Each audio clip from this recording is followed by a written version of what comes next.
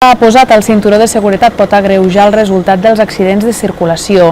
Per conscienciar els conductors sobre aquest fet, la Guàrdia Urbana de Tarragona ha engegat una campanya de control i vigilància de l'ús d'aquest dispositiu de seguretat. La campanya, que realitza periòdicament, s'ha coordinat amb el Servei Català de Trànsit i realitza en col·laboració amb els Mossos d'Esquadra durant 2 setmanes. En els diferents dispositius planificats es controlarà l'ús del cinturó de seguretat de tots els ocupants dels vehicles, així com els sistemes de retenció infantil per corroborar que estiguin homologats i compleixin la normativa. No fer-ho pot comportar sancions de fins a 200 euros i la retirada de 3 punts del carnet de conduir. Des de la Guàrdia Urbana de Tarragona destaquen una consciència cada cop major al respecte.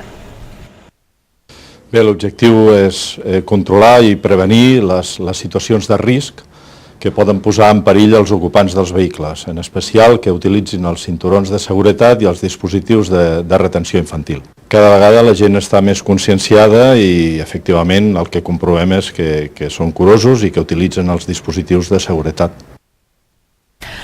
Una vintena de joves han fet un curs d'operari de magatzem i han rebut